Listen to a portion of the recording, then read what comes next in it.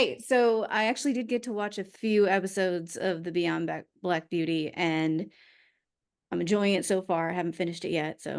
Um, but what made you want to do this series in particular? For me, I think the first thing that stood out was that Jolie is she is an athlete. You know, she's a competitive athlete and she's an athlete in a predominantly white sport. I was a competitive cheerleader once upon a time for 6 to 7 years. And I remember that was like my whole life. I was like, I told my mom, I'm like, I'm going to the Olympics. And she was like, it's not an Olympic sport. And I was like, I don't care.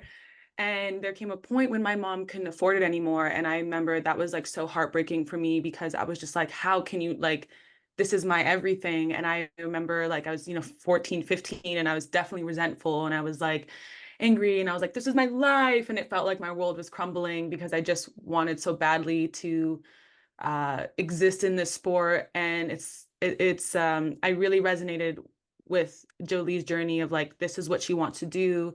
And she also wants to make a difference in the sport. And it's just like I really resonate to that part.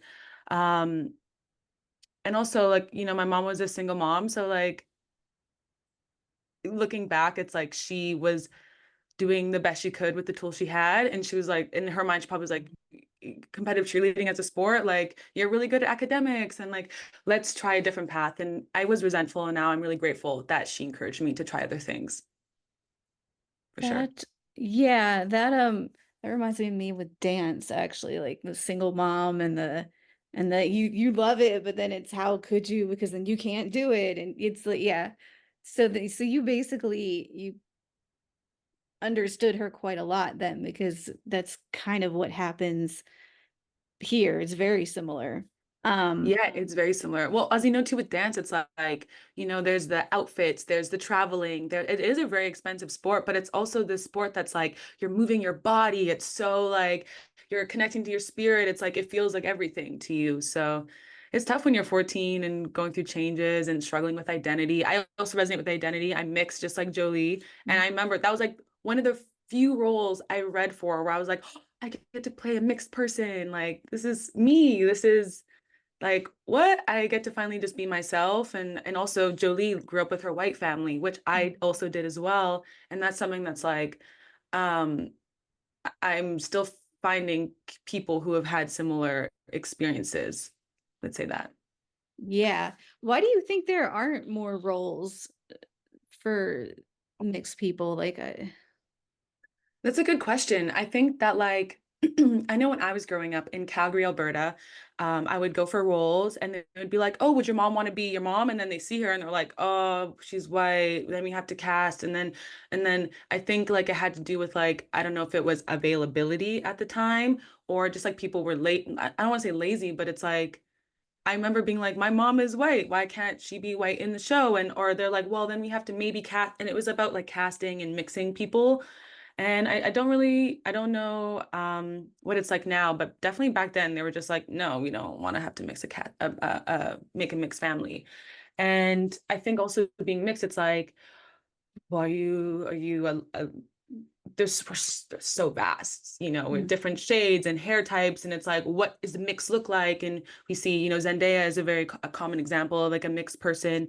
And it's like, if you don't look like her, then you're like, 'cause for me, I've been told I'm too dark to be mixed. That was my thing growing up, was like, you're like too dark. You don't look like white enough. And I was like, that's what I experienced growing up. Yeah. It was so, I think it's just like, more as we get more and more representation and we see that there's more and more different types of mixes, that's going to be we're getting there. But yeah. That just blows my mind. So because my cousins kind of had it the opposite. They looked very white, Mm. right? So they were very much tapping into like the blackness in their identity, but they looked white. So a lot of people were like, "Well, you're not black," and they're like, "Do you want to see a picture of my dad?" Like, Yeah, It's just it's I so don't. far. It's like no matter where you are on the spectrum, it's like there's always someone going to be like, you're not black enough, you're not white enough. Again, I was told by people that I was too black to be mixed, but then I was told by black people I'm too white to be black. And it was like this, you just learn that you're only you can really have a say on your identity. And it has to come from inside because everyone's going to have their own opinions. And especially now with like social media and like, we're so people can feel so accessible. It's like you have to block out that noise and find it yourself. And I think Jolie is like she learns that I think throughout the story of like accepting her identity. And I as Kaya learned as Mhm. well because we had an all mostly all black cast. And I remember my mom in the show, she was like, Kaya, you're a black woman. And I was like, I started crying, to be like validated and seen. It was very emotional. That's yeah. I feel like this show kind of comes at a really good time and does a really good job of bringing that representation too of like equestrian is typically a very, very white sport, like the Olympics. I mean, you can't even get out of the Germans with the medals half the time at the Olympics. What do you think in terms of how do you think or hope, I guess I'd say more likely that a like say, young black girls or young mixed girls are going to look at this show. What do you want them to get out of it? How do you want to bring them into it if they're like, well, I don't want to watch a show about horse stuff because that's like white people, it's always white girls kind of thing. Mm. Well, I think that we address like not only the English equestrian institutions and that world, we also addressed rodeo. And I think Mhm. that it's important that people know that like black cowboys have always existed and that during the Civil War, actually, a lot of the plantation owners left to go fight and the people that were enslaved were left to take care of the horses, the cattle, the stables. And so after the Civil War, there was like this really large population of black folk who knew how to take care of horses, ride horses, and they have always existed and we had black jockeys in the Kentucky Derby in 1875 that got pushed out in the early 1900s. It's like horsemanship is for everyone and we see that the erasure of like black cowboys and now it's starting to be discussed in mainstream media, but that also can like how do we tie that into also the English writing institutions, and it's like horsemanship is for everyone. And I think it's like that's where I'm figuring out right now, like how do you bridge that, like there are opportunities for, like, I know in LA there's this organization called Taking the Reins LA, and they work with young girls in the community to learn like husbandry, how to like agriculture, take care of horses. And it's like, how do we then get that to like, okay, how do you train then for English writing? And you need facilities and you need people, like it's a whole community to take care of horses. So it's just bridging that gap, which I don't think is quite there yet. But there's someone like Mavis Spence, who I've been following on Instagram since I started this show, and she is a black equestrian who jumps for the U.S. team, and it's like, I want people to like learn about her and Jadea Kirsch. She's like the first black rodeo queen in Arkansas.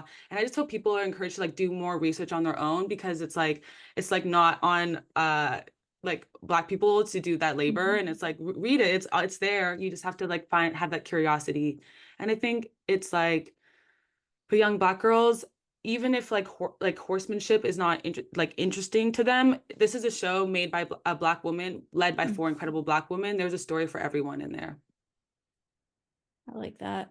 Um, so I guess the other question is with the training with the horses for the show, you touched on like they do handle both types of riding. Did you have one that was came more naturally to you, one that you enjoyed learning about more? I think that Good question. I think that for me, because the character is, I came in with like my character's an English writer, and so I really approached the English writing like very like, it's like you have to have like a specific posture and the way that you hold the reins. It's important that like the bit in the mouth is like really in the horse's mouth. It's like very more like tight and like, and then Western is more relaxed. You kind of let the reins a bit more looser. You don't really want the bit hard on the mouth. And I think that like I just really threw myself into both of them. I found that it was I want to say easy, but I did yoga and cheerleading, so it's all about like balance Mm. if you're a dancer, like doing horseback riding is like really easy to follow the flow. You have to have loose hips. So I found it actually like very intuitive to me, honestly.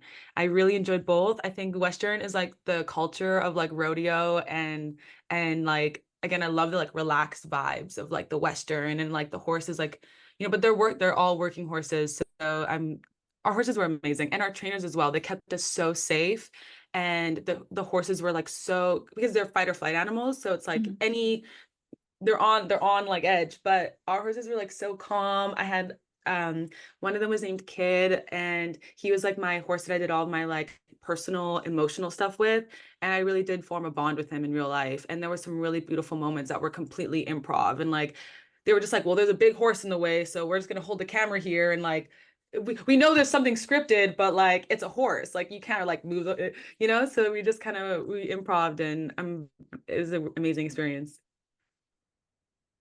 So did you have like a different horse for when the scenes where Beauty's kind of dangerous and nuts then? Is We that did. like So yeah. so we had like we had many different horses. So when we had Kid was the one I did a lot of my emotional stuff with, like him coming to me. We did like different training. I'm very grateful that the trainers and horse owners like trusted me and they let me do a lot of my own like when we were training on our own, like I was doing my own when I'm doing the oh wow, I'm forgetting the word right now. You like run them in a circle. Mhm. I I'll know what you're figure out talking the about, name. the Yeah. Yeah, the lead line, that's not the right word. no, I literally use it. It's been 2 years. I know I'll what you're find it talking out. about though.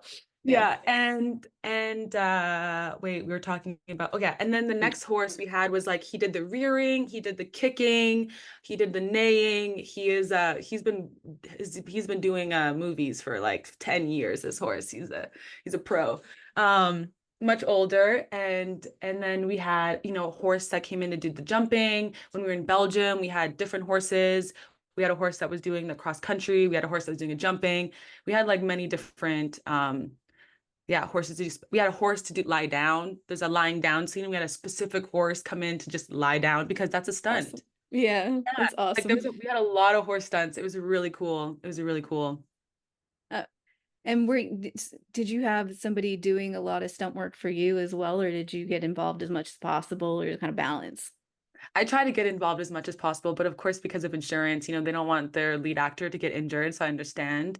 Thankfully, I was able to a lot of the like leading the horse myself, getting on top of the horse. I could trot. They let me do a little bit of cantering in the rodeo. But mostly I did have like for the jumping sequences, we had many different stunt doubles come out. It's my character jumps 1.40 m. She's very like finding like a mixed person who or a person of color who looks like me that can jump 1.40 m in Canada was very difficult. And so we Mhm. had many different people come out and we had to, adjust the level of the actual jump so that the people were safe because it's like if that person can actually jump 1.40 m, it doesn't, that's okay. We don't need to make them do something dangerous.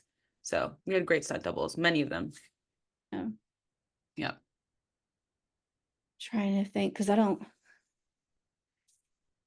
If you were to pitch the show completely to somebody who's never heard anything about, the old school that I grew up reading, Black Beauty stories, um, or never seen a promo, never seen a photo from this, what would you tell them? Wow. Um,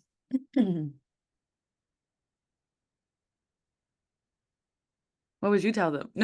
Oh, see, I'm just like curious.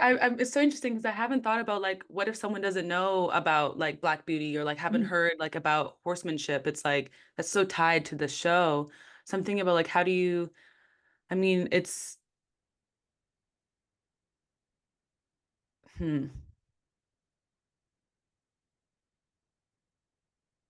Feel like I have to like think about that one of like how do you I mean I feel like my pitch would still be the same. It's like black family, black cowboys.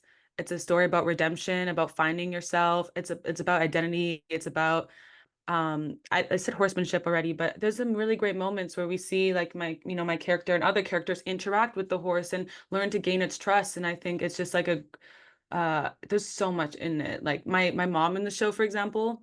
mhm, She played by Saint Just. She plays a woman who put her career and her ambition aside to follow her husband and support her daughter's dreams. And now she's like coming back to a country she ran away from, her family she hasn't seen in like over 15 years. She has a gap in her resume. And I think like that is like that's so interesting to me. Like she's one of many characters who has to like learn also about like family and redemption and like how to accept where you are.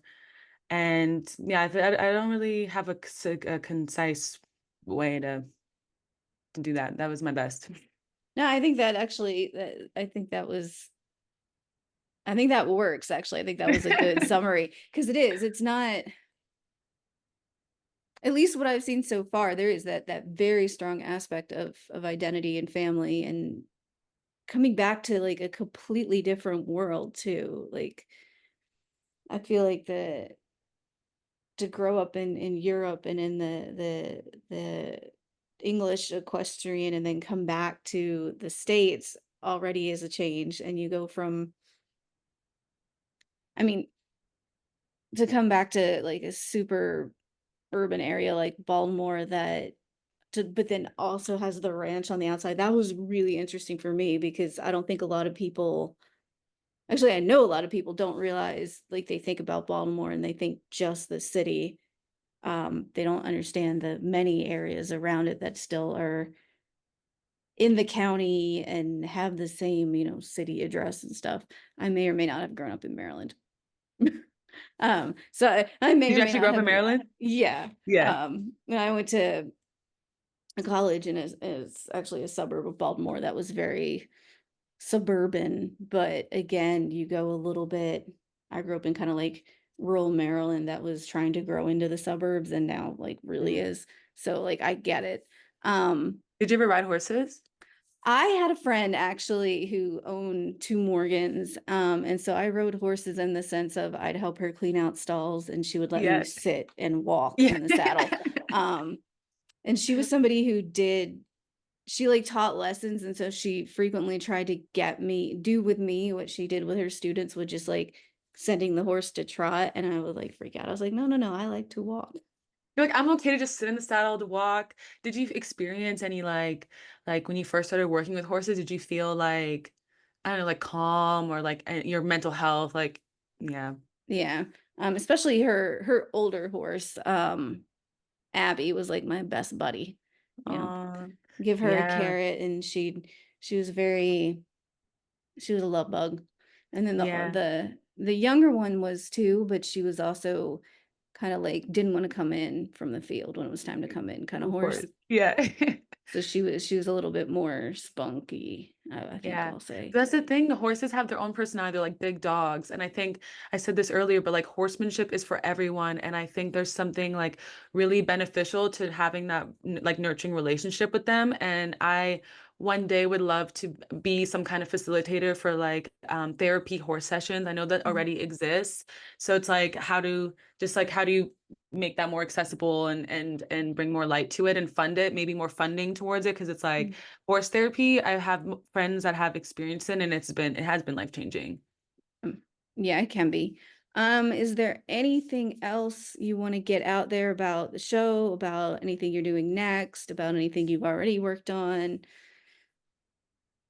I mean, I think now moving forward, I'm really excited to build community in my hometown, Calgary. I'm really looking forward to um my family. We have a not-for-profit corporation that we created when my mother passed away.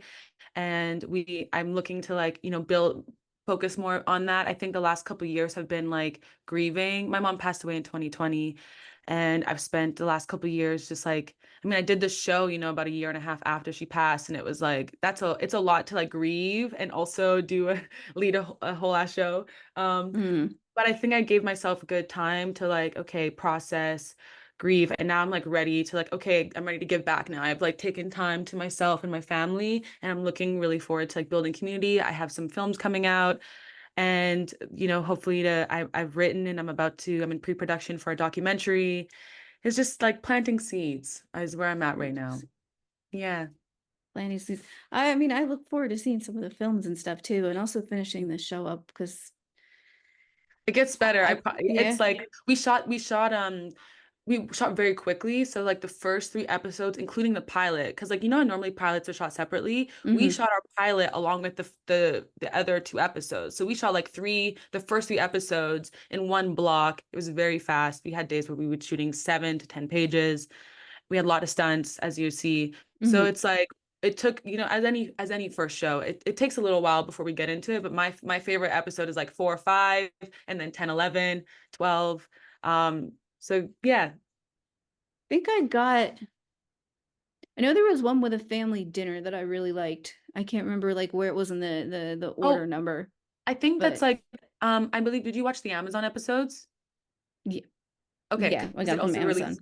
Okay, the first 2 episodes were combined into one, so you probably it's an hour long, so you probably Okay. saw the, like, 2nd episode technically. Okay, That's okay, probably what it yeah, was, yeah. okay. Yeah, because they sent us it was one of those things where, like, sometimes they'll send us just a couple, sometimes they send us the whole thing, and it gets overwhelming because it's all at once. Mm, And I'll, like, watch and not know how far I've gone because it's just you keep going. It's like going, going on yeah. a binge, yeah. Well, Um thank you for watching. oh, yeah, of course. It was funny because it came to us and I was like, "Ooh, horsies." Yeah. And I I mean, know. I hope Yeah, a lot of people do that, right? Like, "Ooh," well, that's but again, one of my favorite parts of it is that, like, the way that horsemanship is shown, and, like, a lot of these moments are improvised, and we're working with these big animals, and we had big stunts, and they're just so beautiful. I love horses now, so they're great animals. they really are. I think unless you got something else, we can go ahead and wrap up and let you get back to your day. No, I'm Um, really, grateful for this opportunity. Thank you so much. oh, thank you. I had a great conversation.